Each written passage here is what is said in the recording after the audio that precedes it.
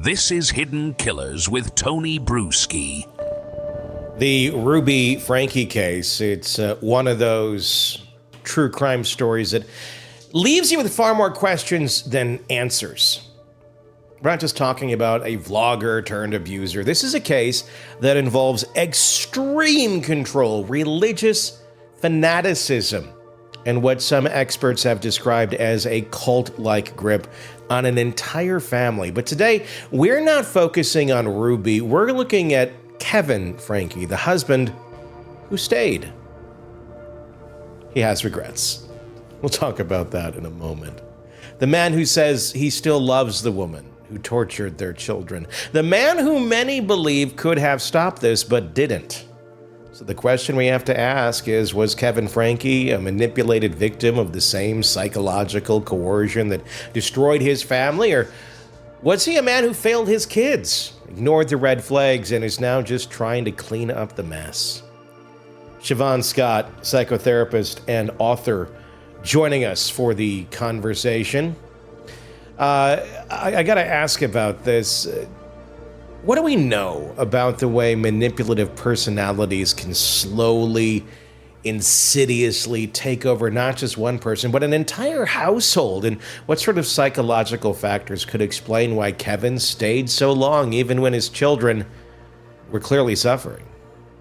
It's counterintuitive that somebody would do this, but when you look at the dynamics of the Jodi Hildebrandt cult, which I don't think there's any other good word to describe it, you can start to make sense of it. The sense of her as an authority figure who was validated by the LDS faith, and people that were raised in this kind of hierarchy where you listen to the authorities as the voice of God, in essence, it really sets them up for what I have always termed with Kevin, this pathological passivity. You know, he went along even before Jodi with very harsh parenting, which I think we can always say withholding food from children is abuse. I don't think there's a gray area with that.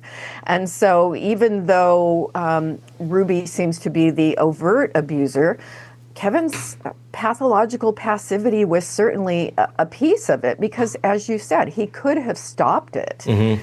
And he left all decisions, apparently, regarding discipline up to Ruby.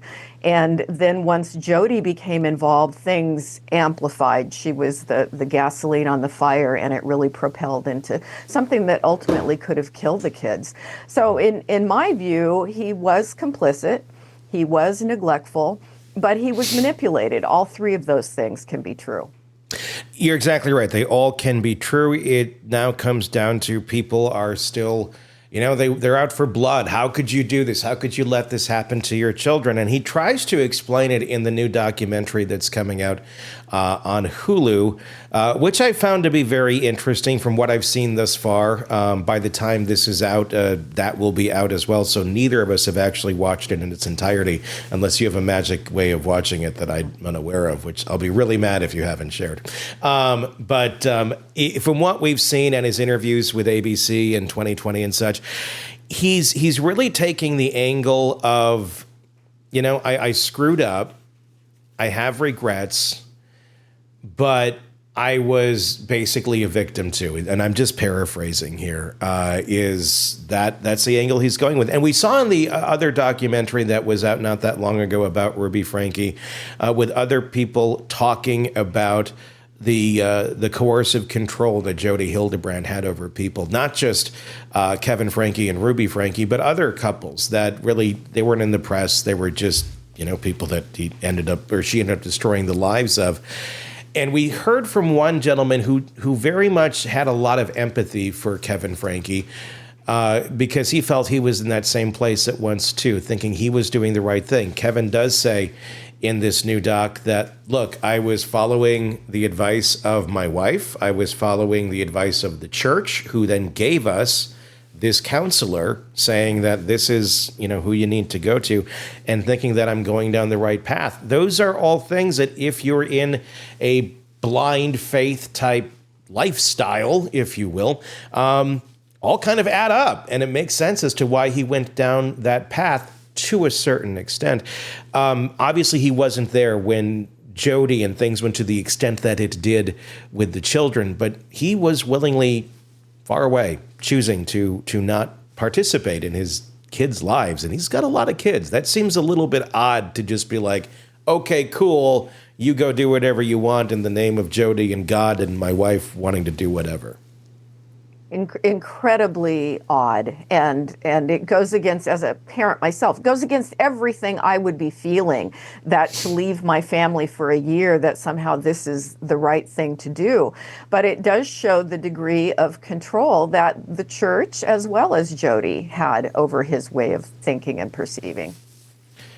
And that's real scary to think how deep that is. Is there legitimacy to it? I mean, he's never been charged with anything. I don't know that he will be charged with anything, although who knows after these docs come out what goes on after that.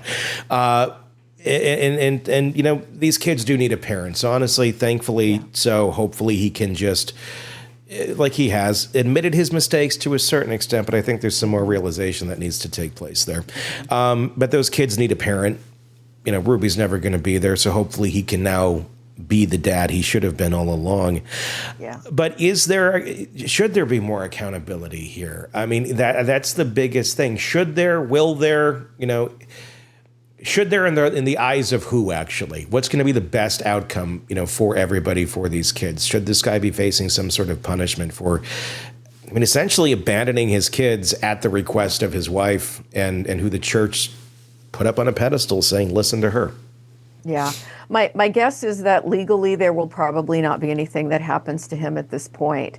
And morally, can we look at it? He's suffering a lot right now because of the natural and logical consequences of having this whole thing happen. But I think he still may have some personal growth to do with seeing that once you become a parent, you need to put your kids first, and that means being in tune with them, paying attention to them, understanding enough about their developmental needs that you never go along with withholding food from them. You never leave them for a year and detach because some religious figure tells you that's the right thing to do. And you know, he's got to live with this somehow. And it very well may be that the story he's telling himself that allows him to move forward in life and to try to grow and change is that he really was not culpable, or was not as culpable as perhaps the rest of us would see him being. He seems to blame the internet a lot. That seems to be the biggest argument that he's making. It's not even so much Jodi, it's not so much his wife, it's this internet. It's the internet and the blog and the 8 passengers and all of the influential people that were followers of them and all the comments that they made, and how that is the part that tore this apart. I think he's missing the boat. Yes. If he's sitting there, because that seems to be the hill he's dying on right now in the public. And it's like, dude, just shut up. just be quiet. Go be there with your kids. You are still not seeing reality on reality's terms. Is really what I feel is still going on, and understandably so. I mean, all this stuff went down not that long ago. It's going to take him, I think, years to progress out of this. Let's talk about that first, and I want to talk about the internet and his path there. I mean, how long could it take for someone like this, who's basically been brainwashed to a certain extent under this sort of, guise of control, and being a willing participant to that control, and now having it all in front of him going, oh, this isn't what I thought it was. How long does that take for someone to lift themselves out? I think he'll be unpacking this for the rest of his life, and hopefully coming to greater insight about the way he was raised. And, I'm still unpacking things from 40 years ago, bad decisions that I made, and why did I do this? Why was I in that relationship? And I find with every year, I'm seeing more and seeing, what was I responsible for? What just kind of was my upbringing and what set me up for it, and gaining new insights. So, yeah, I think at this point it's still fresh, and it's going to take a long time for him to really get it. Want more on this case and others? Then press subscribe now and don't miss a moment of true crime coverage from Tony Brueski and the Hidden Killers podcast. You just made it through an episode of Hidden Killers with Tony Brueski. Congrats on surviving the ads. Want to skip them completely next time? What is that? Join the True Crime Today Premium Plus channel on Apple Podcasts. Ad-free episodes, exclusive early access, and no interruptions. Just pure crime storytelling. Try it free for 3 days. Don't wait. Bitchin' stuff, dude. Hit subscribe now on Apple Podcasts and get ahead of the mystery. Know what I'm saying?